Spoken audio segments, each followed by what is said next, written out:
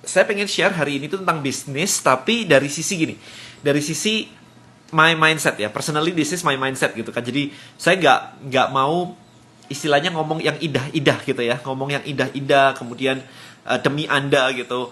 Kalau pemula begini, kalau pemula begitu. Saya nggak mau ngomong kayak begitu, supaya Anda tahu nih, temanya apa. Temanya adalah gimana mindset saya ketika saya mau memulai sebuah bisnis baru. So hopefully Anda bisa mendapatkan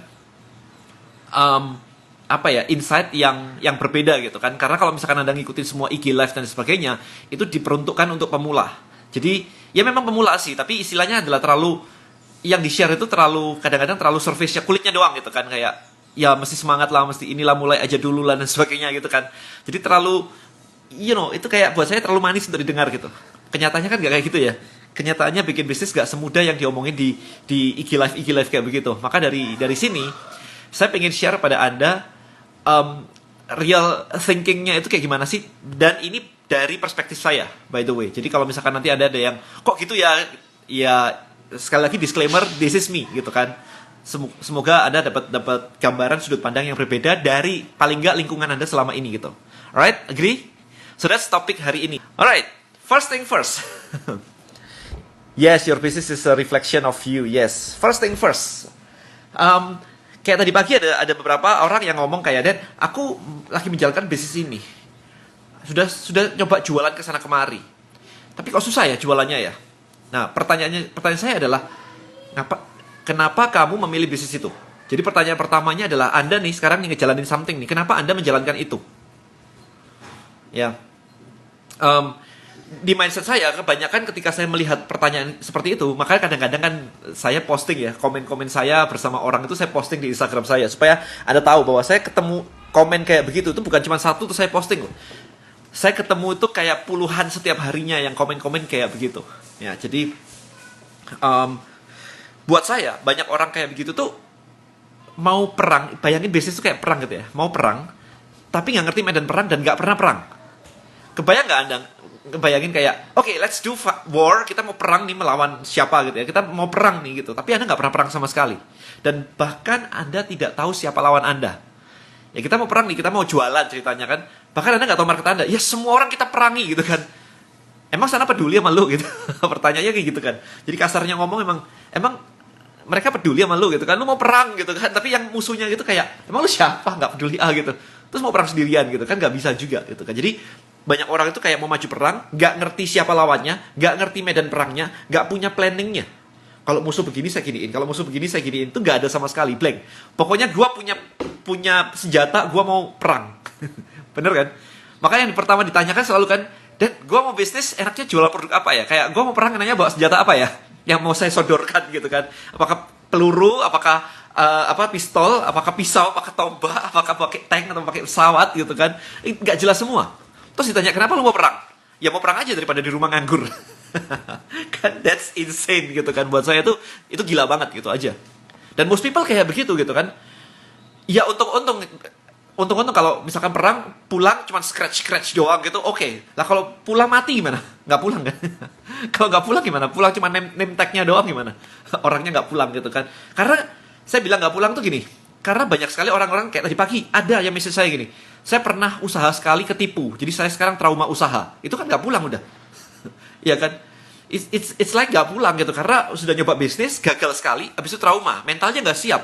Lah nggak ada persiapan apa-apa loh. Kalau ditipu gimana? Kalau kayak gini gimana? Mengamankan bisnisnya gimana? Kan nggak ada semua. Itu semua.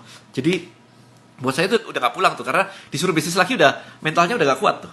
Emang nggak pernah ini kan, beda sama veteran perang ya, udah perang bolak-balik begitu nggak ada masalah gitu. Tapi yang ini nggak pulang gitu.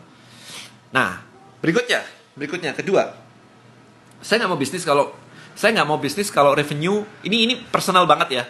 Buat guideline aja ya, saya nggak mau bisnis kalau potensi income-nya di bawah 10 miliar setahun. Itu udah kecil banget loh sebenarnya. Ya, saya nggak mau ngelakuin itu kalau di bawah 10 miliar per tahun. Gitu. Yang artinya 1 miliar per bulan. Itu potensi minimum banget. Karena kalau Anda di bawah 5M, 4,8M ya di Indonesia ya, Anda di bawah 4,8M, Anda masih masuk kategori UKM kecil ya, UKM lah ya, UKM. Pajaknya aja beda gitu loh kalau di bawah 4,8M. Jadi at least 2 kali UKM lah. Ya kalau UKM aja 400 juta, nah itu bayangin aja kalau UKM kemudian 4,8 miliar, ini perhitungannya. Maka Anda membayar pajak itu 0,5% dari 4,8 M. Jadi jatuhnya berapa tuh? Saya hitung dulu nih. Kecil kan sebenarnya kan, dari revenue ya, kita ngitungnya nggak dari profit tapi dari revenue. Jadi Anda jualan, kemudian 4,8 M, 4 M 800, oke, dikali 0,5%. Anda cuma bayar 24 juta. Jadi Anda dapetin 4,8 miliar, Anda bayar pajaknya 24 juta. Sisanya profit. Ya, ada COGS sih. Oke, ada COGS-nya. Misalkan kayak profit Anda 50% gitu kan, dipotong-potong, maksudnya kalau Anda omset 4,8 M, mungkin 2,4 M adalah modal gitu kan, bahkan lebih kecil lagi gitu kan. Habis itu bayar karyawan dan yang lain-lain, operational ditambah pajak, Anda masih bisa dapat gede banget. Oke. Nah, sekarang kalau misalkan ada omset Anda sudah masuk di ranah di atas itu, Anda sudah masuk ke ranah PKP gitu kan, kita ngomongnya, maka Anda udah kena PPN, satu.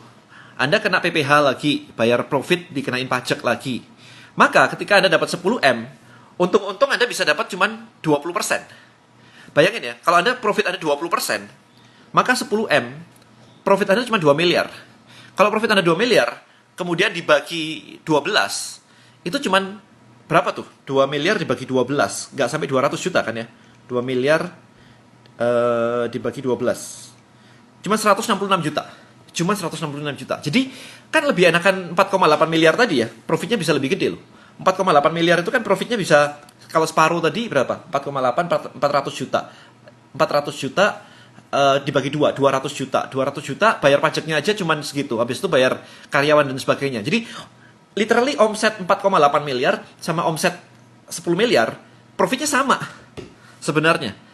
Tapi kita mikirnya adalah kalau misalkan Anda mau stay di 4,8, itu nanti permainannya akan beda dengan 10 miliar. Jadi kalau 4,8 takutnya marketnya terlalu kecil. Jadi kena goyang sedikit itu langsung goyangannya gede gitu. Tapi kalau misalkan Anda sudah 10 miliar, maka akan lebih mudah nanti untuk mencapai berikutnya. Karena 1 miliar ke 10 miliar itu susah setengah mati loh. Oke. Tapi dari 10 miliar ke 20 miliar itu nggak terlalu susah nantinya. Nah, jadi kalau di kepala saya itu pertama patokannya. Jadi bisa nggak ya bisnis ini mencapai angka segitu gitu.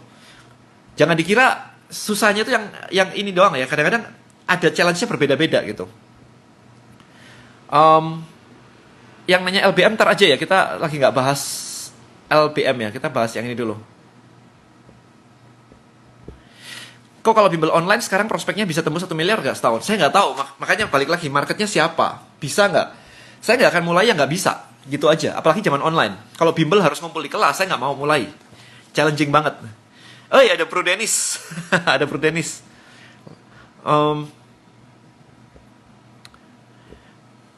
Apa yang Ko Denny lakukan jika mulai dari nol tapi dengan mindset yang sekarang? Nah, justru itu. Saya akan menentukan dulu apakah bisnis ini bisa nyampe dengan omset 10 miliar atau enggak. Itu minimal banget. Ya minimal, udah nggak bisa ditawar deh. Saya mau potensinya cuman 5 miliar, saya nggak mau gitu aja. Selesai. Maka ketika saya bikin digitalmarketer.id, training saya aja, itu angka itu kecapai gitu. Jadi bikin training aja angka itu kecapai. Saya punya suplemen, itu udah lewat sih itu. Kalau itu kecapai kemana-mana ya. Itu kecapai kemana-mana kalau itu suplemen itu. Jadi kalau misalkan kayak Trebelio begitu, Trebelio belum saat ini, belum nyampe segitu. Tapi potensinya bisa nggak nyampe situ? Ya itu mah kecil. Kalau misalkan potensinya tercapai sih harusnya kecil banget. Gitu. Jadi ini saya barusan mandi jadi panas banget ya, keringetan terus.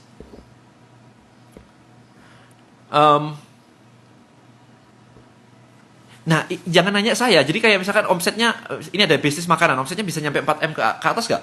Jawabannya ya bisa. Kalau Anda lihat kayak KFC, McDonald, dan sebagainya, itu omsetnya ratusan miliar, bisa triliunan. Itu triliunan loh. Bisa jawabannya. Mulai dari demand yang ada saat ini, bener, sip, yes, Dennis Adiswara, yes. Jadi Anda mesti tahu gitu kan, mau perang itu mau lawannya siapa, bisa berapa lama, dan sebagainya gitu. Ya. Makanya kalau dibilang kayak mulai aja dulu, itu saya nggak terlalu setuju. Itu zaman dulu. Ketika saya mulai bisnis suplemen, memang mulai aja dulu. Tapi saya punya background jualan produk itu udah lama banget. Jadi nggak bisa kayak lulus nggak pernah jualan mulai aja dulu gitu kan? Ya bisa sih nggak ada apa-apa sih. Tapi agak challenging untuk jadi gede banget tanpa mentor dan sebagainya sih buat saya sih. Bisa tahu gimana caranya produk yang dijual bisa sampai 10 miliar potensinya.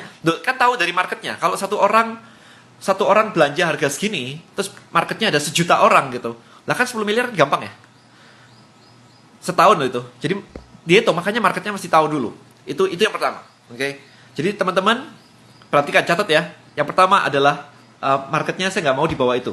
Makanya kalau saya bilang di YouTube saya dapat 100 juta pertama, itu sebenarnya very very small sih. Very very small. Karena waktu saya jualan bonels nih, I think kita bulan pertama apa kedua ya? Bulan pertama apa kedua itu sudah 100 juta lebih. Ya. Udah 100 juta lebih. Waktu Tribelio itu bulan pertama udah 1 miliar. Jadi langsung segitu. Sebentar, saya catat sendiri ya. Soalnya saya langsung keluar dari ini, saya nggak punya catatan. Jadi saya tulis sendiri juga apa yang saya omongkan. Ya, Oke, yang pertama adalah omset 10 miliar per year minimum. Ya, jadi makanya kalau saya nanya, kenapa lu bisnis yang lu jalanin sekarang? Mesti bisa jawab loh. Bukan ya ikut-ikut lah, ya inilah gitu kan. Lebih baik reseller atau produk sendiri? Reseller dulu. Mencari pain point dari market harus lihat dari aspek apa, tanyain ya. Oke. Yang ini dulu ya, kalau misalkan yang yang pertanyaannya nggak relevan, saya nggak jawab dulu gitu ya. 100 juta itu omset atau untung? Omset waktu itu. 10 miliar itu profit bersih? Enggak, 10 miliar itu target omset. Target omset. Ya, memang tiap-tiap industri akan beda-beda sih. Ada industri yang 10 miliar tapi profitnya cuma kayak 5%, ada yang 10 miliar tapi profitnya bisa 20% gitu. Ya, terus pilihan Anda mau jual yang mana kan? Bagaimana tahu besar market yang mau dijual? Anda bisa pakai Google, Anda bisa pakai Facebook kan, Facebook Insight. Target market Anda itu siapa gitu? Siapanya dulu. Kalau siapanya nggak tahu, ya ukurannya nggak tahu. Dropship, benar bisa dropship nggak bisa. Tantangan seperti apa yang harus saya lalui sehingga omsetnya sampai MM-an? Gampang. Jawabannya adalah jumlah market. Kalau marketnya gede kan yang beli banyak, gitu aja. Kedua harga produk. Kalau Anda jualan harga produk yang 10 ribuan, nyampe 10 miliar kelamaan. Anda butuh 1 juta customer, which is impossible. Gimana caranya Anda jual pulsa, profitnya 1.000, iya kan 1.000 gitu. Terus Anda mau nyampe segitu, itu nggak bisa. Kecuali Anda jadi level di atasnya, jadi level distributor. Nah itu bisa. Maka orang itu akan mikir, oke, saya jualan pulsa di awal, cari market. Kalau sudah punya modal nih, saya akan naik ke level distributor gitu. Jadi ada plan-nya. Itu kan makanya saya bilang tadi ke medan perang ada plan-nya. Oke, jadi naik level, nggak apa-apa. Bukan 10 miliar di bulan pertama ya, enggak ya. By the way ya, itu di plan. Bisa nggak nyampe ke situ sekian lama gitu loh maksudnya. Apa pendapat Denny tentang fake guru? Saya habis dipengaruhi seseorang teman, katanya jangan gampang ikut course. Dia habis baca bukunya The Millionaire Fast Lane. Saya juga baca The Millionaire Fast Lane. Even penulisnya Millionaire Fast Lane, MJ DeMarco, is my friend di Facebook. Anda cek deh. MJ DeMarco, cari friendnya siapa? Denny Santoso, man. You can check. Oke.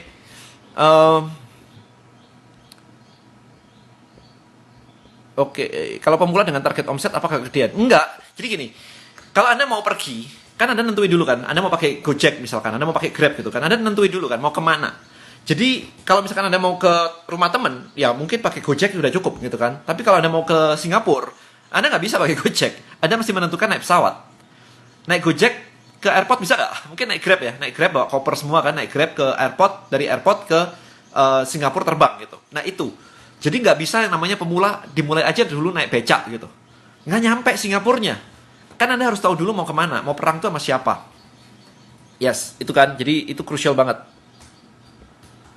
Nah, kemudian takut terlalu kejam jual produk kemahalan. Target omset 10 miliar dengan profit berapa? Nah, itu masing-masing sih sebenarnya sih. Kalau saya targetnya sih sekitar 15 sampai 20% biasanya target. Kalau bisa lebih besar bagus banget. Lebih bagus produk one time atau recurring? Pasti recurring lah, pasti. Properti gimana pendapatnya aku? Itu 10 miliar omset profit bersih. Omset ya, omset. Oke. Yang kedua nih, biar nggak kemana-mana, biar masuk ya materinya gitu ya. Berarti semua melalui riset dulu dong, dan berapa lama risetnya? Ya sampai datanya ada. Kalau risetnya sambil rebahan terus nggak dapat ya percuma gitu kan. Nah itu yang pertama. Nah yang kedua adalah saya nggak mau masuk di bisnis yang semua orang pada jualan barang yang sama. Gitu aja. Ini kebanyakan semua kan jualan barang yang sama gitu kan. It's stepping stone is okay. Stepping stone is okay. Sekali lagi, ini mindset saya. Maka kalau Anda lihat bisnis saya semuanya kayak begitu. Saya jualan suplemen waktu di tahun 99, bahkan di kota saya nggak ada yang namanya suplemen.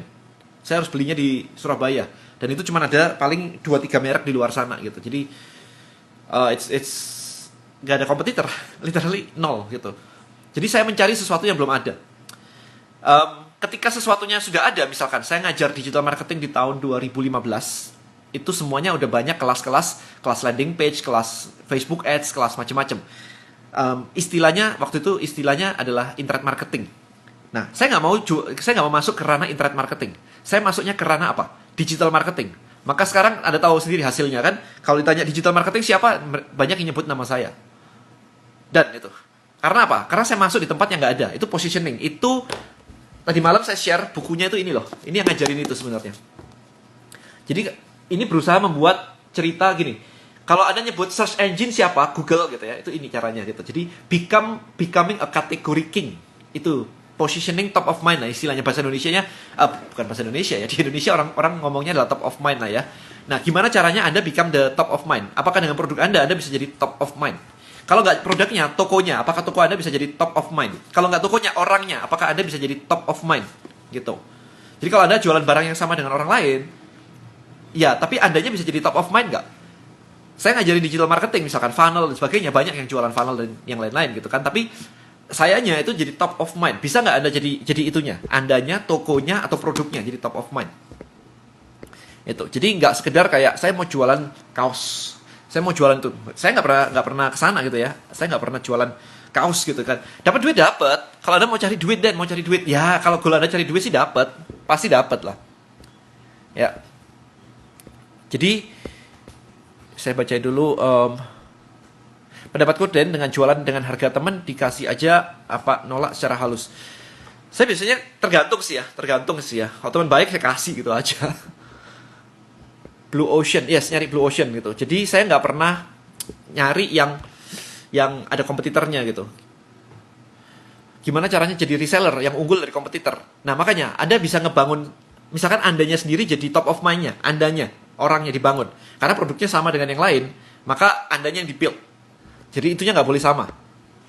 Kalau Anda mengatakan diri Anda adalah, saya reseller X dan newbie gitu. Ya semuanya. Semua reseller yang baru daftar statusnya akan sama. Reseller X yang newbie.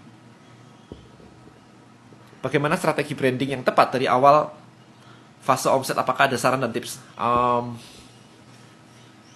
Itu sebenarnya branding is one thing. Tapi pertanyaan berikutnya adalah untuk mencapai angka 1 miliar itu kan butuh jualan banyak. Kalau butuh jualan banyak berarti distribusinya itu seperti apa? Itu yang akan dicari habis itu, distribusinya. Oke, yang kedua berarti. Yang kedua, sebentar saya tulis dulu tadi. Yang kedua adalah kategori king.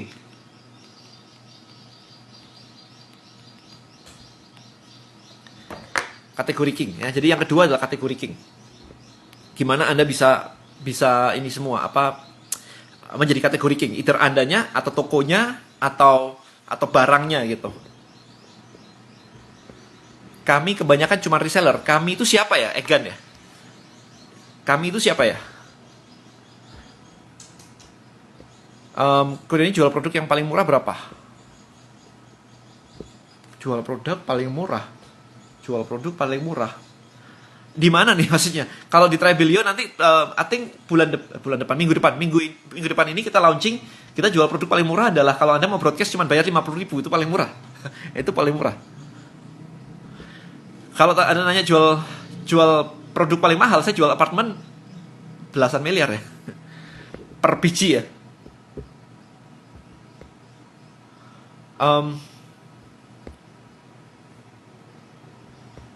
Kalau reseller berarti harus personal branding. Yes. Jadi apa yang membedakan Anda dan orang lain?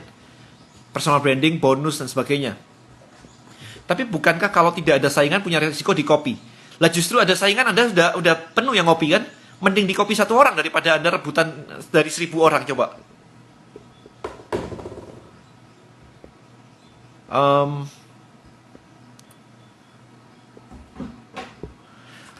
Bantu jelasin kenapa Trebelio bisa bekerja 10 kali lipat. Saya tertarik cuman logikanya sebelumnya. Nah, ini adalah ada di posting saya sebelumnya, yaitu untuk naikin omset sebenarnya ada beberapa strategi kan. Ada paling nggak ada tiga ya. Naikin traffic, naikin frekuensi, sama naikin volume. Nah, gimana caranya Anda menaikkan frekuensi? Orang yang sama beli lagi. Kalau Anda nggak punya database mereka, kan nggak bisa. Naikin frekuensi, naikin volume. Gimana caranya Anda melakukan upsell kalau Anda nggak bisa ngajarin mereka bahwa ini pentingnya digabung sama ini, pentingnya digabung sama ini. Kalau Anda cuma pakai iklan, orang datang keluar lagi gitu. Ya itu bedanya di situ. Jadi kenapa Trebelio bisa membantu adalah karena database jadi satu, Anda bisa edukasi itu sebenarnya. Right, so belum ada reseller Bonel di kota saya, tolong buat kelas khusus how to start reseller Bonel. Antar ya. Pak Budi Isman bilang lebih baik jadi yang pertama daripada jadi yang terbaik dari yang baik. Setuju dan nggak setuju. Google bukan search engine yang pertama, Facebook bukan sosial media yang pertama. Ya, masih ada LinkedIn bukan yang pertama. Si Reid Hoffman itu pernah bikin namanya open space apa ya kemarin ya, open space or something gitu. Itu bukan yang pertama. Jadi Google juga bukan yang pertama, ada Alta La Vista gitu, ada macam-macam lah sebelum zamannya Google ya. Jadi bukan yang pertama. Mungkin konteksnya beda kali ya. Ya, intinya gitu. Oke, apalagi ya? Omset 10 miliar. Kalau Anda nanya bisnis, harus jadi kategori king. Jadi nggak boleh kita jualan sama dengan yang lain. Ini kalau mau gede. Tapi kalau ini by the way ini mindset saya ya. Disclaimer sekali lagi teman-teman, ini mindset saya. Kalau Anda punya pertimbangan yang lain, ya nggak apa-apa. Itu bukan salah atau benar. Ini cuman saya share mindset saya aja sih. Oke.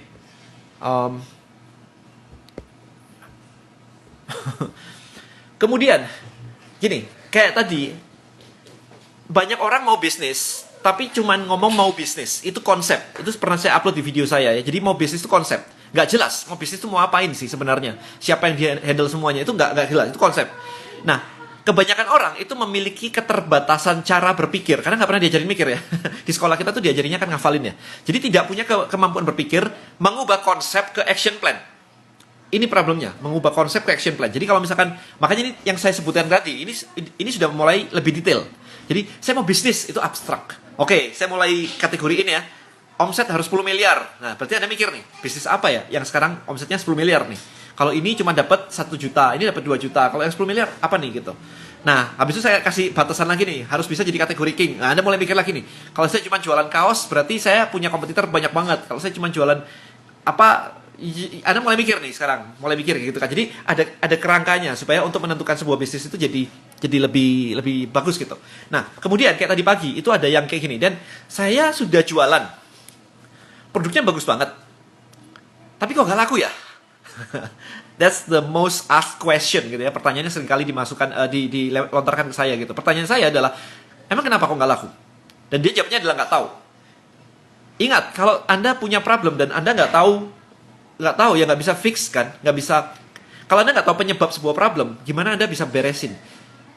Kalau Anda tahu ada bocor gitu, itu kenapa bocor? Nggak tahu. Itu terus gimana solusinya? Kan kita cari tahu dulu ya, panjat ke genting, habis itu dilihat mana yang bocor sehingga kalau ada hujan airnya lewat sini. If you know the problem, baru Anda bisa beresin. Kayak sebelah sini ternyata lubang nih, ya kayak gitu. Jadi Anda harus tahu. Anda harus memiliki kemampuan untuk solve the problem. Kalau Anda nggak memiliki kemampuan untuk analisa dan solve the problem, ya jangan bisnis, udah. Nggak bisa, Anda cuma bisa disuruh-suruh. Ya, beresin ini, gitu kan. Udah di pinpoint semua. Yang nunjukin sudah atasan Anda tuh ceritanya tuh.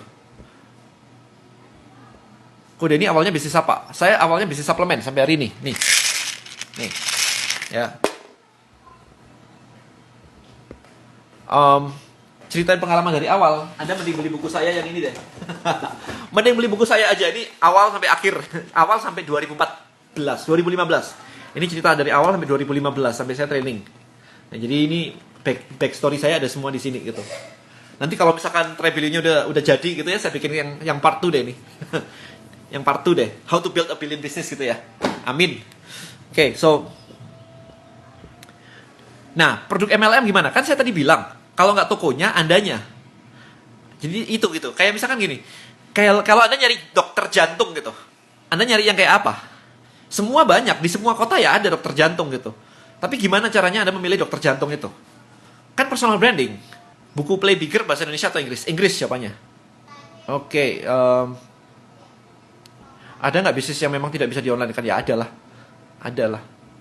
Oh, maksudnya daripada fokus menjadi nomor satu, mending fokus jadi yang pertama. Yes, benar. Karena kalau jadi yang pertama, ada otomatis nomor satu gitu. Benar-benar. Oke, saya lagi bacain keresahan seller. Kode ini singkat padat jelas. Yes. Beli di mana?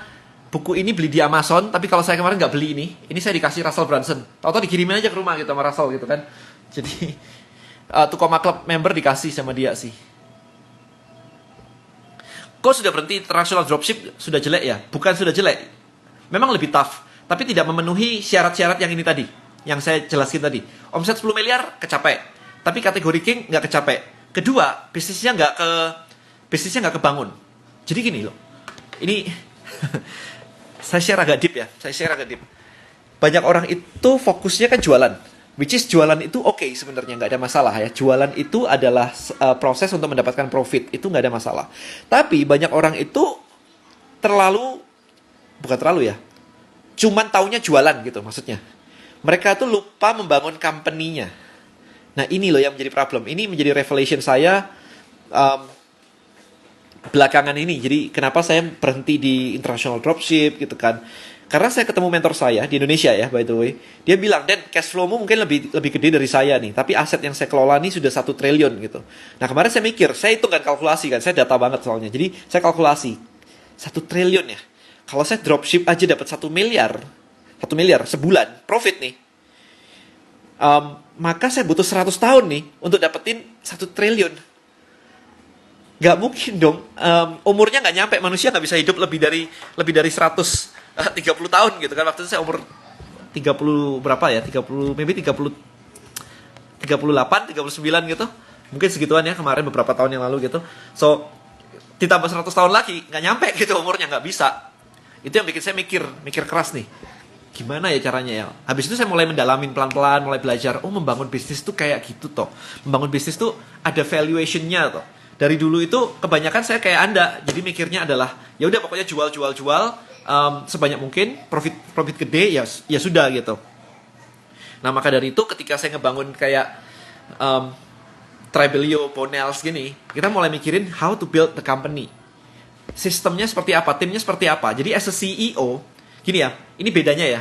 Kalau yang dilakukan banyak orang di luar sana sebagai pengusaha pemula itu nyari produk, nyari produk, kemudian dijual, kemudian dapat profit, kemudian happy. Kalau produknya terjual banyak, ya ada tim lah, ada tim sales, ada tim admin gitu kan. Habis itu dapat duit banyak, ya udah jalan-jalan gitu kan. Bebas menikmati hidup gitu kan. Jangan dibilang jadi businessman yang benar nggak bebas ya, itu tetap aja bisa gitu, nggak ada masalah sebenarnya. Tapi kita sebagai businessman itu memang kalau jalan-jalan tuh kayak saya jalan-jalan gitu juga lebih dari 5 hari udah mulai stres tuh jalan-jalan tuh. Udah pengen balik ke bisnis jadi gitu. Nah, as a CEO ini karena saya juga baru belajar ya. Saya itu accidental CEO. Saya bilang ke Pak Budisman kemarin, Pak, ini tulen untuk jadi CEO yang benar, Pak. Karena saya accidental CEO. Jadi kebetulan jadi CEO gitu. Karena start company dan jalan gitu kan. Tapi saya nggak memiliki background CEO yang benar gitu. Jadi kemudian diajarin sama dia gitu beberapa hal gitu kan. Ada Dr. Samuel Utoro nih. Sering juga nih online nih. Thank you so much, Dok. Ya, jadi akhirnya gini, saya punya sebuah wawasan baru yang sekarang saya lagi terapkan ke tim saya adalah as a CEO, tugas Anda itu adalah Anda tahu company ini mau dibawa kemana. Company ini mau dibawa kemana. Yang artinya adalah Anda nggak bisa cuman jualan. Jualan itu tetap jalan. Mendayung itu kayak dayung kapal ya. Dayung itu tetap jalan, tapi Anda yang menentukan arah ini mau kemana. Nanti bakal nyampe kemana. Dan kapan. Misalkan, saya punya Bonels, mau dibawa kemana? Apakah mau di IPO kan? Atau mau di exit, mau dibeli, mau dijual, atau mau dibawa kayak gini aja terus-terusan. Nah itu ada arahnya. Gak ada yang salah dengan arahnya, tetapi Anda yang menentukan arahnya as a CEO. Jadi bukan cuman jualan kok gak laku ya, atau Instagram saya upload kok gak laku ya. It's not that. Itu bagian yang sangat kecil sekali. Arah company itu mau kemana? Nah kedua adalah, ketika Anda menjalankan sebuah kapal, maka Anda harus menentukan siapa tim siapa yang harus menghandle siapa atau apa gitu. Yang dayung siapa? Habis itu yang ngurusin yang lain-lain siapa gitu kan? Yang misalnya gini, yang bagian hiring siapa? Yang jualan siapa? Habis itu yang ngurusin finance siapa gitu. Kalau Anda pemula, mau nggak mau Anda ngurusin semuanya. Tapi itu bukan selamanya. Nah ini yang penting ya. Kalau Anda selamanya kayak gitu, berarti Anda nggak bisnis, Anda dagang. Kemarin sama Coach Yohanes G. Pauli kan ngomongnya hamsterpreneur ya. Sibuk tapi dia sendiri gitu kan. Nggak sempat mikir. Maka kalau cara saya berbisnis adalah ketika saya memiliki sebuah bisnis baru kayak Bonels begitu, maka saya langsung hire. Admin saya hire, tim gudang saya hire. At least saya nggak mau packing sendiri. Saya punya waktu untuk jualan gitu kan. Begitu jualan udah lancar, profitnya lebih besar lagi, saya hire tim lagi untuk jualan, tim lagi untuk handle operational. Bahkan sekarang sudah ada CEO-nya sendiri. Itu sudah tugas saya adalah ngarahin company mau kemana, dan kemudian orang siapa yang harus saya pasang. Kalau saya sibuk untuk packing dan jualan terus balesin customer, saya nggak punya kesempatan untuk mikir ini mau kemana. Nah ini yang penting banget ya ketika Anda membangun sebuah bisnis. Makanya saya pengen share hari ini tuh sebenarnya itu. Ya bukan cuman omset terus personal branding doang gitu kan. Jadi idenya adalah kayak begitu. Anda jadi CEO itu tahu siapa harus di hire. Maka kemarin tuh yang menarik, saya baca bukunya Google. Saya lagi baca bukunya Google, itu dia bilang gini, ini siapa ya? Ada orang gitu kan, orang luar gitu ya. Ini siapa ya anak muda ini ya? Kok hiring the best of the best? Kemudian dalam setahun, kok bisa orang-orang keren-keren itu join di company-nya semua ya? As a CEO itu kerjanya kayak begitu itu. Jadi kayak planning ini habis itu growth company gimana gitu kan. Oke, nah kemudian berikutnya adalah setelah Anda tahu ya, jadi CEO itu jadi Anda kalau jadi CEO itu keluar dari activity harian Anda dan Anda menempatkan orang itu di mana gitu sehingga Anda punya waktu. Karena kalau begitu yang ngerjakan ini memang expert, maka ini akan running. Ini akan running. Nah, problemnya adalah kebanyakan orang nggak mau bayar mahal. Jadi mereka nyari yang nggak ngerti gitu, terus diajarin. Nah, kalau Anda kayak begitu, Anda jadi sekolahan, bukan bikin bisnis. That's the problem. Ya, saya pernah punya mistake itu juga soalnya. Jadi, makanya saya share based on mistake. Anda mau bikin bisnis, bukan mau bikin sekolahan. Itu. Nah, jadi begitu Anda hire orang-orang yang keren, mereka tuh bisa langsung kayak lari gitu kan. Bahkan Anda nggak kepikir, oh ternyata dia punya koneksi ke sana, dia punya koneksi ke sana. Kok saya nggak kepikir ya? Hire-lah orang-orang yang pinter, memang kayak begitu. Kalau di awal kan butuh modal besar, kalau hire orang kan butuh gaji. Yes, makanya bikin bisnis tuh yang arahnya bener banget. Nah, ketika saya bikin, let's say saya bikin Bonels nih, ini kan dari nol banget. Modal saya itu cuma 15 juta. Modal saya cuma 15 juta. Waktu itu pertama kali itu, Desember 2017. Cuman 15 juta untuk produk sampel. Saya ambil produk sampel, udah labelnya semua, udah oke semuanya, oke, good, saya sell. Hari pertama udah profitable, udah dapat beberapa juta gitu. Lah beberapa juta udah bisa hire admin kan. Habis itu tinggal digenjot aja, diiklanin dan sebagainya, digenjot. Bulan pertama udah, saya lupa ya bulan pertama berapa ya. Kita nyampe di angka 400 juta itu 4 bulan pertama kalau nggak salah. 4 bulan pertama udah 400 juta per bulan. Jadi there is the speed yang, jadi nggak bisa kayak baru laku 1 ya udah, baru laku 2 ya udah. No, gimana caranya kita bisa injek gas? Makanya Anda butuh waktu untuk mikir, nggak bisa kalau Anda hajar sendiri. Oke. Nah, iya di awal kalau misalkan ini kan saya cerita dari awal banget ya. Di awal banget, saya hire-nya memang bukan yang top level. Saya hire-nya adalah orang admin, orang gudang, kayak gitu kan, yang bisa packing supaya saya nggak harus packing setiap kali ada transaksi. Setiap kali ada transaksi, saya maunya pegang duitnya bukan malah lebih sibuk gitu ya. Mindsetnya begitu. Nah, jadi tugas CEO sekali lagi adalah menentukan proses-proses kayak begitu. Nah, kalau misalkan Anda tidak memiliki planning dan hanya berjualan biasa saja, maka Anda akan begitu laku senang, tapi duitnya habis terus. Karena Anda nggak punya planning untuk growth.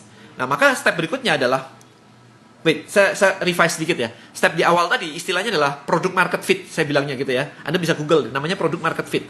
Jadi produk Anda sama market itu fit, orang mau pakai. Ya, kalau misalkan kayak Bonels hari ini, kita udah jalan 2 tahun, ya produk market fit, ya orang udah pakai, gitu kan, orang beli terus gitu, nggak ada masalah. Nah, itu yang harus Anda cari. Produk dan marketnya itu cocok gitu. Ya, produk market fit. Kalau misalkan kayak Rebelio, apakah Rebelio sudah produk market fit? Honestly saya bilang belum. Karena meskipun sudah ada yang mencapai 1 miliar, pakai Rebelio dapat omset 1 miliar, tapi masih kayak bisa dihitung jari gitu. Kayak si A 1 miliar, si B ada beberapa yang 500 juta gitu kan, ada beberapa ratus juta gitu kan, si C gitu kan. kalau yang disebut product market fit, itu semua orang banyak yang pakai. Jadi bisa orang tuh pakai terus gitu, pakai terus, nambah terus gitu. Jadi buat saya sudah benar bahwa tool saya works, tapi masih belum enak. Jadi market fit-nya ini masih in the progress gitu. Ini lagi kita analisa terus nih. Makanya kita luncurin Trebelio versi berikutnya nanti minggu ini depan ini ya. Itu kita nyoba lagi, ngetes lagi apakah masuk product market fit, apakah orang ada feedback lagi. Jadi terus itu kayak gitu. Nah, setelah selesai fase 1 product market fit, Anda bisa jualan dan laku, maka fase kedua kita sebutnya adalah fase scaling ya, fase scaling gitu. Jadi apa yang bisa Anda lakukan untuk scale the company? Scale the company itu omset naik itu lompat. Jadi bukan kayak 1 juta, ke 2 juta, ke 3 juta, ke 4 juta, ke 5 juta, bukan begitu, tapi lompat. Jadi waktu saya jualan ini pertama kali, jualan suplemen pertama kali, produk market fit udah jelas ya, orang-orang suplemen butuh ini gitu, ini gak ada masalah, ini dengan produk market fitnya gak ada masalah. Tetapi ternyata scalingnya itu saya baru tahu, baru ketemu di tahun ke-5, kebayang ya, 5 tahun ngerjain saya baru ngerti, karena gak ada mentor sama sekali, saya gak ada mentor, gak lihat internet, gak baca buku gitu, jadi cuma jualan aja, butuh 5 tahun loh, untuk dapat masuk ke fase scaling. Jadi gini, saya jualan di Malang. Habis itu saya pameran ke sana kemari gitu ya, ke Bali, ke Jogja dan sebagainya gitu. Nah, yang disebut scaling itu adalah Anda growth itu eksponensial. Jadi bisnis Anda itu lompatnya luar biasa banget. Di tahun 2004 revenue saya itu 100 juta per bulan. 2004. Ya, tanpa internet.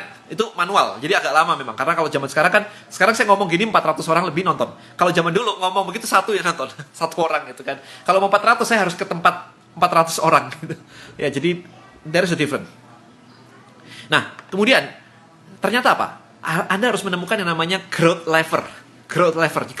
Growth ya, perkembangan gitu ya. Lever itu kayak apa ya? Tombol atau panel atau apapun itu yang kalau Anda temukan itu dan Anda klik gitu, itu naik gitu. Bisnis Anda itu naiknya hockey stick gitu ya. Nah, bukan pelan-pelan begini tapi hockey stick begitu. Nah, ketika di 2004 itu, saya mulai bangun tim, saya mulai ekspansi dari Malang ke Jakarta.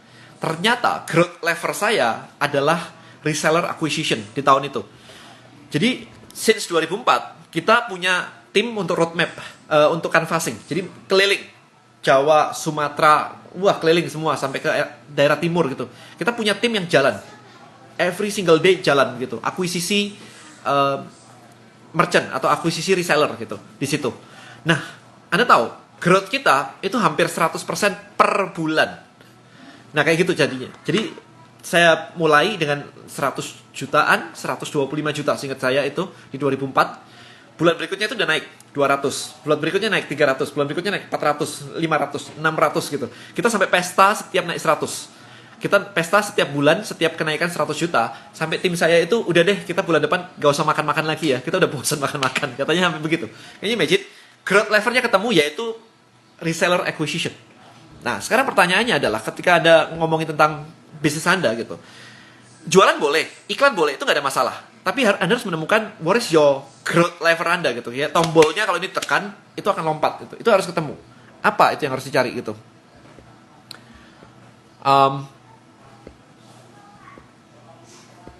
Saya lagi bacain. Ya, jadi Trebelio 2.0. Umur berapa jualan obat? Jualan suplemen bukan obat. Umur 21 tahun 99.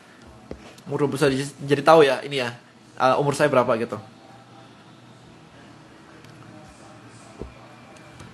Akuisisi reseller itu apa? Iya, akuisisi reseller adalah nambah jumlah reseller gitu.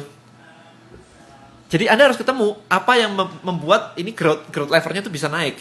Ya, jadi makanya kalau ketika kita ngomongin di Trebelio begini ya, kita juga ini saya share dalaman saya nih. Kita juga lagi mencari growth levernya di mana sebenarnya. Kita sudah nemu nih produknya dipakai orang bisa works. Orang bisa dapat 1 miliar pakai Trebelio.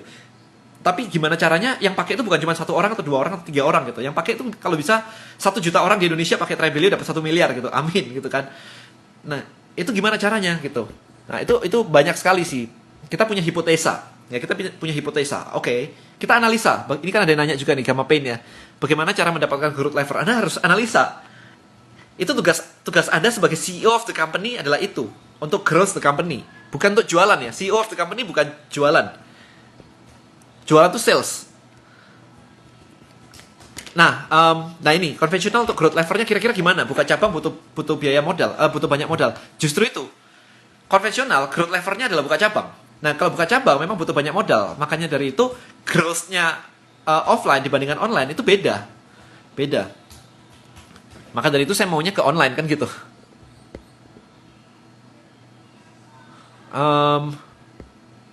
Riset mikirnya gimana supaya ketemu growth levernya? Oke, good question. Nah, sekarang gini, Anda cari tahu. Ini modelnya adalah pakai hipotesa ya. Jadi kalau saya suka pakai ini ya, kanvas putih. Saya selalu cerita ya, saya selalu suka pakai kanvas putih gini. Semuanya saya coret-coret di sini gitu kan. Jadi saya analisa nih. Oke, untuk membuat customer saya sukses itu apa saja yang dibutuhkan? A, B, C, D gitu kan. Sebagai contoh, Trebelio untuk menjadi sukses as a chief itu ada 4 step. Kita analisa tuh. Chief harus bisa membuat tribe dengan mudah. Ya sekarang gampang banget ya.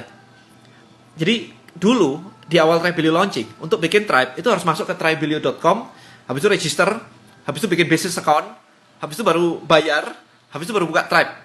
Jadi stepnya tuh panjang, gitu kan. Nah habis itu kita analisa, oke, kita coba bikin baby tribe. Kita istilah internal kita namanya baby tribe. Orang download aplikasi. Begitu dibuka, halaman depan ada tulisannya Create Tribe, gratis, gak perlu bayar. Gitu. Begitu kita lakukan itu, dalam 2 bulan pertama, kita mendapatkan 1.200 new tribe. Nah, ini kita jadi ngeliat nih, nice, ini berarti works nih. Step 1 works. Oke. Nah, apakah kalau orang bikin tribe itu berarti bakal sukses? Enggak. Ada 4 step untuk sukses di Trebelio. Yang pertama adalah bikin tribe, kedua invite member, ketiga engage member, keempat jualan. Kalau orang sudah bisa jualan, dapat 1 miliar pakai Trebelio, itu udah sukses. Dia pasti akan pakai Trebelio terus, gitu maksudnya. Jadi Anda harus menentukan customer sukses Anda itu di mana. Apakah kalau dikasih edukasi kayak list building mastery itu jadi sukses atau enggak? Nah itu harus dianalisa karena apparently kenyataannya adalah yang sukses-sukses di Trebelio, yang top 10 sekarang itu alumni DM Elite. Makanya kemarin tuh saya pensiun DM Elite, ternyata kebutuhan DM Elite itu naik lagi gitu kan, karena kebukti yang sukses itu yang ikut DM Elite. Kenapa sukses? Bukan DM Elite-nya yang keren atau gimana, tetapi DM Elite itu ngajarin kerangka berpikirnya itu udah benar gitu loh. Cara ngomong sama customer tuh kayak gimana dan sebagainya gitu kan. Jadi that's the reason kenapa kita kemarin mau bring back DM Elite gitu. Nah, umurku Denny 42, ya saya 42. Jadi ketahuan nih di sini nih. Ya, jadi caranya kayak gitu, dianalisa. Customer sukses itu seperti apa? Begitu udah ketemu customer sukses, oke, target market saya siapa? Misalnya target market saya siapa gitu. Misalnya target market saya adalah, kalau saya di suplemen kemarin, target market saya sebenarnya adalah reseller yang punya gym, personal trainer. Itu target market saya, karena dia akan beli dari saya kemudian dijual lagi. Karena dia nge-coach orang, nge-train orang gitu. Jadi dia akan beli di saya terus dijual lagi gitu. Maka yang saya lakukan adalah gimana caranya saya akuisisi orang kayak gitu sebanyak mungkin. Itu. Nah, ketika di Trebelio, maka mikirnya marketnya siapa? Kalau marketnya influencer, gimana caranya mendapatkan influencer sebanyak mungkin untuk pakai Trebelio? Nah ini lagi kita pikirin kan, caranya gimana gitu. Kalau misalkan content creator, berarti gimana caranya? Apakah bikin kelas content creator, kemudian diajari pakai Trebelio? Nah itu dipikirin, itu growth levernya lagi dicari. Jadi Trebelio itu lagi mencari growth levernya seperti apa. Karena kalau misalkan dipakai aja, itu udah bisa menghasilkan, tapi growth levernya belum ketemu. Nah itu lagi dicari. Kalau yang ini udah ketemu, yang ini adalah reseller acquisition. Growth levernya di situ. Ya, jadi ketika kayak begini, ketika berbisnis kayak begini, maka kita tidak bisa memikirkan hanya sekedar kayak jualan laku dan Anda udah dapat 100 juta sebulan udah happy gitu kan. Tapi gimana caranya dapat 1 miliar, 2 miliar, 3 miliar dan seterusnya gitu. Nah, itu growth levernya harus ketemu. Kalau nggak ketemu, Anda akan stuck di level yang sama. Nah, tugas Anda adalah mencari growth levernya gitu. Oke, saya juga salah satu murid di MID ini, benar-benar bagus, cuma lagi proses belum jadi. Yes, memang butuh proses sih, butuh proses.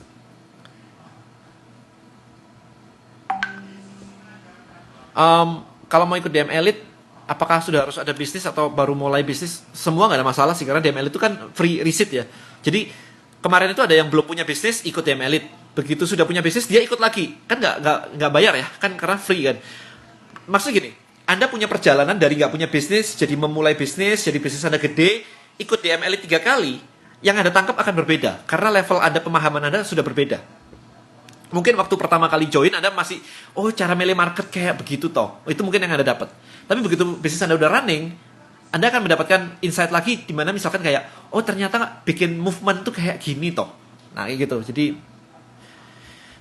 jadi beda-beda ya. Untuk event off-air, sebagian besar sekarang beralih ke online. Poin penting apa yang harus kita tahu untuk bisa bertahan dalam industri kreatif, khususnya event. Event itu lagi challenging banget ya. Nah, mungkin Anda bisa membuat, kayak meminjamkan atau apapun itu buat corporate company yang mau bikin online event. Jadi membantu mereka untuk online event gitu. PMP, gimana growth levernya PMP? Saya nggak tahu. Mungkin distributor yang gede kali ya. Distributor yang gede kali. Resep suplemen. Ini saya import. Saya cuma reseller ini, by the way. Saya cuma reseller. Dari Amerika tapi. Oke, ya akhirnya kalau sudah stuck mencari bisnis yang lain. Makanya kita tuh nggak pernah mikirin bisnis itu dengan dalam gitu kan, digambar semuanya. Maka tadi malam tuh saya bilang kan, kayak ini loh, pikiran kita itu kayak ini loh. Nah kayak begini nih, ya. Ruwet gitu kan, ruwet banget begitu.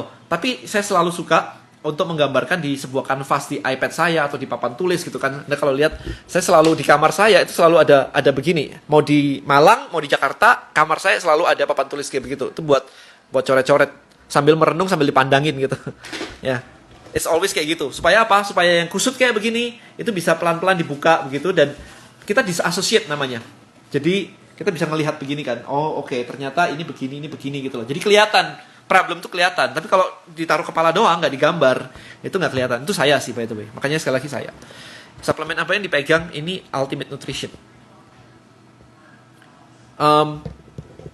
Cara menentukan market ya ditemuin marketnya, harus detail nama ya kira-kira aja lah, namanya kira-kira lah. Tapi problemnya, mindsetnya semua harus tahu gimana caranya ikut DM Elite. DM Elite, saya ketik di sini ya, dmelite2020.com.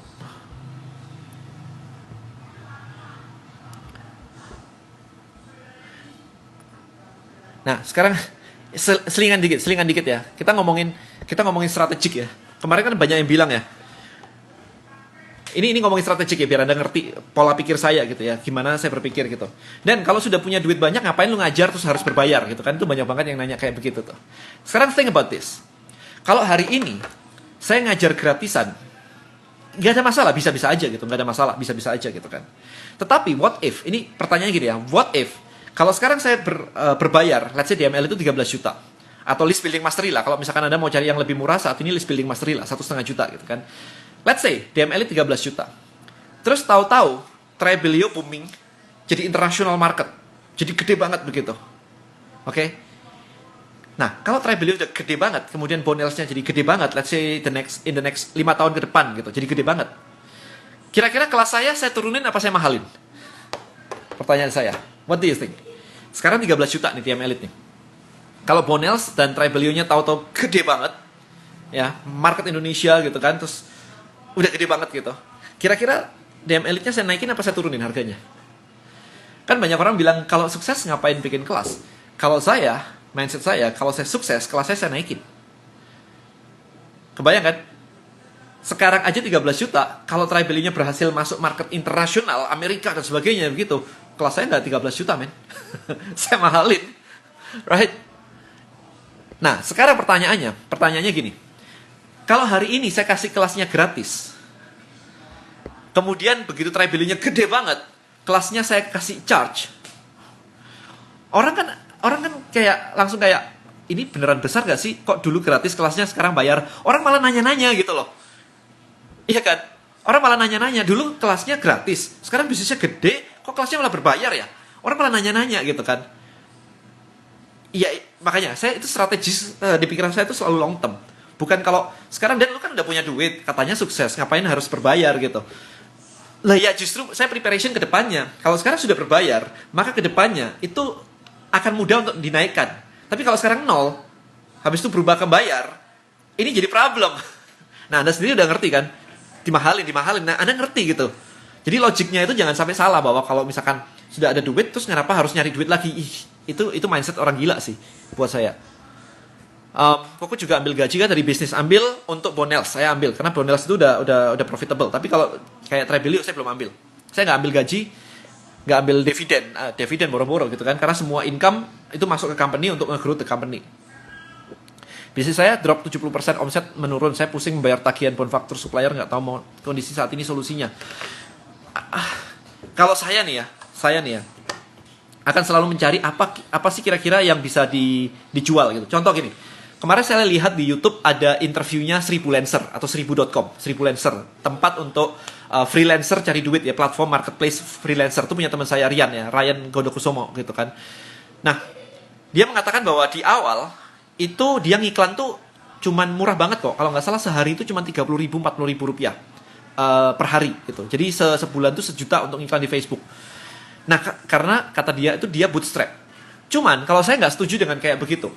Kalau saya akan berpikir, kenapa saya nggak bikin kelas freelancer? Saya akan analisa, kalau freelancer yang paling laku adalah freelancer untuk desain logo misalnya, maka saya akan bikin kelas desain logo. Di mana kelas desain logo, saya bisa charge sejuta, misalkan 1 juta misalnya. Dan ketika dia jadi freelancer, orang beli logo di dia, itu 500.000 loh harganya. Berarti kan istilahnya belajar bikin logo dari saya, kemudian dia praktekin itu, dapat klien, 2 klien aja udah balik modal. Lah kan lebih enak kan? Nah itu kenapa nggak dilakukan gitu. Jadi kebanyakan orang itu selalu berfokus kepada apa yang dia miliki untuk dijual. Dia lupa memikirkan marketnya ini butuh apa. Jadi kalau saya jadi dia, saya akan bikin kelas bikin logo, kelas bikin desain, kelas bikin macam-macam gitu kan. Itu, jadi there's a logic ya, kalau dari saya sih. List building mastery bisa reset free juga kah? Nah, list building mastery itu online, jadi Anda sekali bayar itu dapat terus sih. Update-nya dapat terus sih. Cash cow saya bisnis yang mana? Cash cow saya itu bisnis yang suplemen sama bisnis yang Bonels. Cuman Bonels itu saya digaji. Saat ini saya ngambil gaji, saya belum narik dividen. Why? Karena ada yang bilang, Dan, duitnya di Bonels banyak, kenapa nggak diambil gitu. Saya nggak mau. Why? Karena gini, kemarin kan saya bilang, kalau jadi reseller, jangan jualan banyak brand. Why? Saya punya pengalaman. Saya jualan suplemen tuh banyak brand di tahun 99. Saya jualan brand-brand yang bagus, saya beli, saya jual gitu. Nah, begitu di tahun 2002, saya pegang satu brand ultimate, itu baru omset saya naik. Karena saya fokus banget, message saya fokus, website saya buat fokus. Kalau resellernya macam-macam, Anda nggak fokus. Nah, kalau jualan Bonels, jadi reseller Bonels, itu kita as a company itu ngiklan. Jadi Anda udah tahu-tahu dapat kayak orang dijualin Bonels tuh, udah tahu, pernah lihat iklannya. Itu enaknya di situ. Kedua, Bonels sekarang sudah punya 14 SKU. Jadi udah punya 14 jenis produk. Dan kita lagi dalam development, itu sekitar 5-8 produk lagi yang dalam development saat ini. Lagi diuji coba, lagi ngurus BPOM-nya, itu 5-8, saya nggak terlalu hafal itemnya apa aja gitu.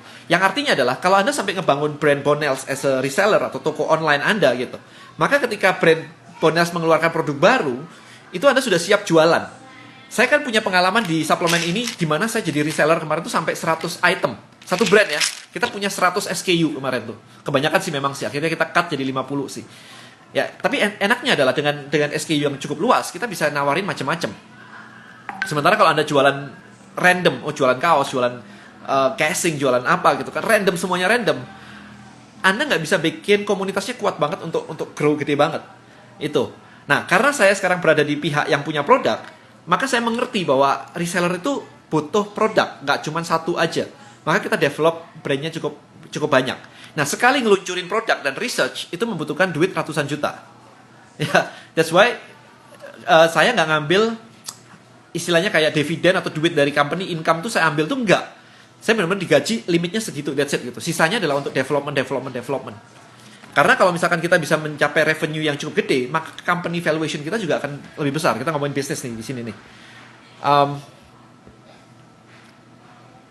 Main saham nggak? Nggak. Saya mainnya di company sendiri sih. 5-8 produk kok. Apakah Bonel pembatasan wilayah saat ini? Enggak sih. Kelebihannya dengan yang living itu MLM, kita enggak. Terus yang saya belum bisa ngepastiin banget, tapi kayaknya ya pokoknya ya yang living itu MLM. Jadi harganya itu pasti lebih gede karena diskonnya akan banyak banget gitu kan. Bonus komisinya akan banyak banget gitu. Kemudian kita akan muncul produk-produk baru yang nggak ada di yang living. Ya, kita nggak mau niru mereka soalnya. Kita akan munculin produk-produk baru yang nggak ada di yang living, dan hopefully itu bisa menjadi produk-produk yang bisa ngedrive banyak banget omset ke Anda nih. Ya, jadi balik lagi, kemarin ketika kita masuk di oil kayak begini, ini marketnya masih sangat luas. Tidak semua orang pakai oil gitu. Jadi marketnya masih sangat luas. Market ibu-ibu melahirkan aja tiap tahun ada 5 juta baby baru, 4,8 juta new baby born. Anda bisa Google sendiri. Populasi bayi lahir Indonesia 2019 gitu. Itu 4,8 juta bayi baru lahir. Jadi marketnya itu gede banget. Jadi kalau Anda baru jualan ke 10 orang, marketnya itu 4,8 juta. Very big gitu kan. Dan tiap tahun kayak begitu, Indonesia tuh melahirkan 1 Singapura per year. Jadi marketnya gede dulu gitu. Menurutku Denny, bangun bisnis dulu, baru bangun bisnis, bangun komunitasnya, atau sebaliknya, dua-dua dibangun sih. Dua-dua dibangun. Ya. Nah, tapi gini, ada yang nanya kayak, Dan kok belum ngelakuin ini, Dan kok belum ngelakuin itu. Kadang-kadang itu mudah untuk diomongin kayak, Dan kok apa ya istilahnya ya. Yang penting adalah strukturnya dalaman company Anda ini ready dulu, timnya tuh ready dulu gitu. Ya, jadi itu harus ada. Karena kalau Anda bikin, oh ya saya mau bikin ini, saya mau bikin itu, tapi nggak ada timnya, itu akan goyang nanti semuanya gitu. Bagaimana bisa punya mindset adain produk yang belum pernah ada, tapi marketnya selalu ada. Oke, web untuk nyari freelancer namanya 1000.com atau 1000lancer. Cara jadi reseller Bonels, langsung message ke mereka aja, bonels.id ya. Bonels.id, saya kasih ketik di sini aja. Gitu. Kalau ditanya, Dan apakah Bonels laku? Saya nyari produk yang laku. Ya laku lah. Reseller kita itu ada yang sudah mencapai 1 miliar omset ya, total ya. Dan nggak cuma satu orang, ada beberapa orang yang sudah mencapai 1 miliar gitu. Jadi ya lakunya pasti laku, tinggal lu bisa jualan atau enggak gitu. Saya mau jawab tadi pertanyaan tadi ya, almond milk ya. Gimana punya mindset adain produk yang belum pernah ada tapi marketnya selalu ada. Ngelihat problem saya ngelihat problem nih. Habis ini kita lagi uji coba nih. Habis ini kita akan ngeluarin produk yang cukup menarik di Bonels sih. Ini nanti saya announce kalau sudah mendekati launching aja. Sekarang belum launching soalnya. Ya, jadi cukup menarik. Marketnya belum ada, top of mind-nya belum ada. Jadi kalau ditanya produk ini, sebutkan mereknya gitu. Anda nggak bakal bisa nyebutin. Ya, jadi kita nemu spot-spot kayak begitu yang baru gitu. Dan kalau Anda sudah punya, enaknya begini, kalau sekarang Anda sudah mulai jualan di Bonels, terus Anda punya database-nya, maka ketika produk-produk baru ini nanti kita launching, ya Anda udah kayak market monopoli, karena nggak ada di luar sana brand yang sama, produk yang sama gitu. Itu nggak ada, hampir nggak ada brand yang sama dan produk yang sama, yang baru mau kita launching nantinya. Jadi dari situ enak banget. Tapi kalau misalkan nunggu produk itu baru keluar, Anda baru jualan, problemnya satu, Anda mulai dari nol, masih terseok-seok lagi. Jadi siap-siap aja dari sekarang. So in 3 months, hopefully kita bisa launching itu dan Anda udah siap gitu. Hey Chris, Dan, your team is filled with amazing and talented people. Gimana cari right people for the team? Ada recruiting tips nggak? What do you see in people? Well, I pray a lot, bro. I pray a lot. Yang kemarin ketemu di Medan segala kan ya. Chris teman baik, investor juga. Ya. Jadi dia invest di banyak startup nih. Jadi kalau nyari investor, ngomong sama Chris nih. Dia banyak nih koneksinya juga. Ya, kalau dia lihat bisnis Anda good gitu ya. Ya udah, langsung aja connect with Chris. Ya, Chris Angkasa. Ya, I pray a lot, bro. Dan dapatnya memang dari situ ternyata. Jadi aku nggak bisa ngomongin yang gimana-gimana gitu. Kayak bener-bener kayak tahu-tahu ada yang message, Dan mau apply dong di company-mu gitu kan. Dan ternyata dari portfolionya, buset kayak begini mau apply di company gua, bagus juga ya gitu kan. Jadi dapatnya banyak banget itu. Tribelio gimana? Kita ngomongin Tribelio next time ya. Ini aja, doanya gimana? Doanya simple. Doanya gini, Tuhan hadirkan orang dengan posisi jabatan ini untuk company saya, yang bisa apa? Ini disebutin, yang bisa bawa omset saya ke angka ini, misalkan bawa omset saya ke angka itu, atau gimana?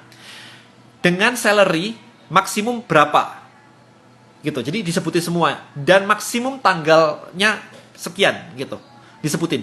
Jadi clear doanya kayak gitu. Hadirkan orang, ya, hadirkan orang untuk posisi ini di company ini, yang bisa ini dengan gaji segini, deadline segini. Jadi doanya clear kayak begitu. Bukan doa kayak, Tuhan saya mau company saya sukses gitu. Enggak. Tuhan saya butuh tim yang keren-keren. Enggak kayak gitu. Jadi very specific doanya.